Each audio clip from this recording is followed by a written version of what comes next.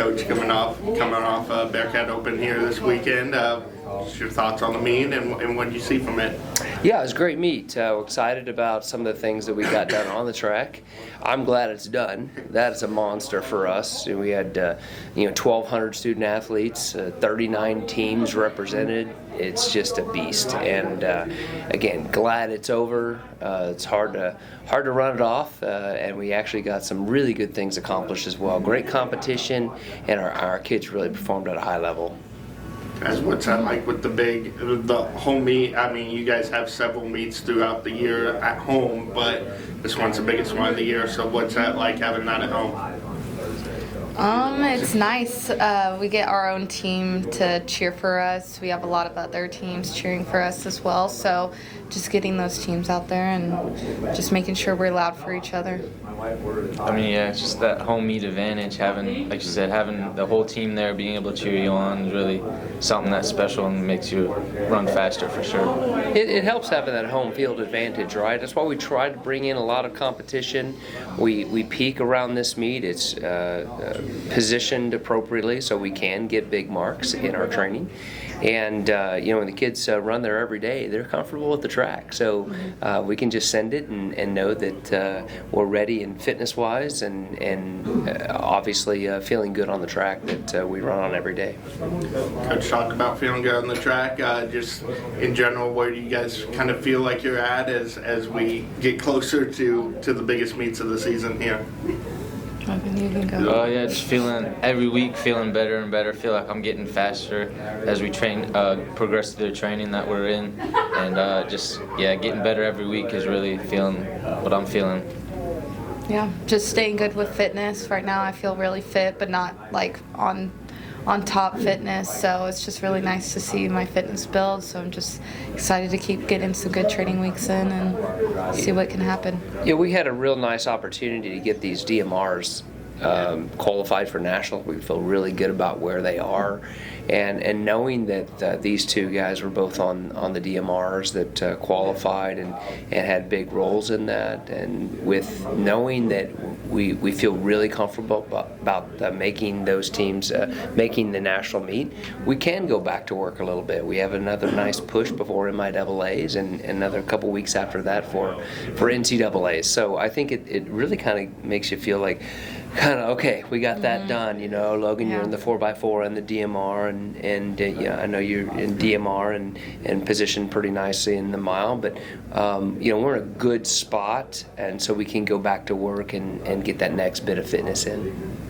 Coach, kind of talk about the resilience of your kids. We were talking about, we're kind of staging both DMRs to perform well in the Bearcat invite. Yep.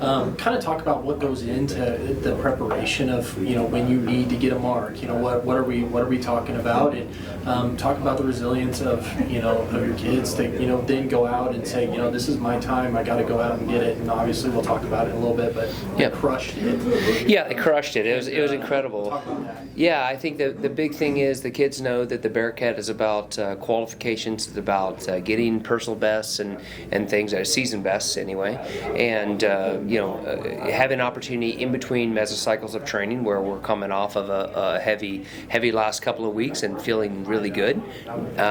We did have an opportunity to run at Pittsburgh if we needed it, so I don't think the pressure was there to get it done, one and done, but it's nice to not have to go down to Pitt in the start of a new mesocycle of training and try to then get it done somewhere else. We get to sleep in our own bed, we know the track. I think so. I think that's one of the best things we have is getting it done. The resiliency of the team. They know what's on the line. Logan didn't know what was on the line yet because I wasn't for sure we were going to run him in the 400. Prince had been battling just a little bit of tightness, which not willing to push him, and Logan comes in and just knocks a home run. I mean, he ran 47-1 split, and that's ridiculous indoors especially. But so that's the kind of thing that our kids are about. For Logan, it was next man up. He's ready to roll. I'd want him to run 400 fresh. He didn't get that opportunity, but he said, "Hey, anything for the team, give me the stick." And that's the kind of things that our kids are all about, and we had them ready to roll.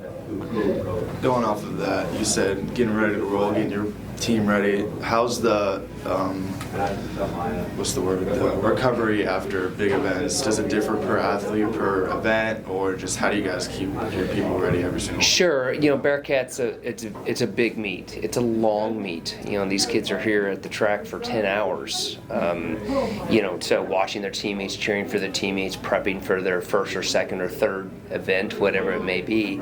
I think Logan will tell you we had a pretty easy day yesterday. Not bad. It was pretty easy.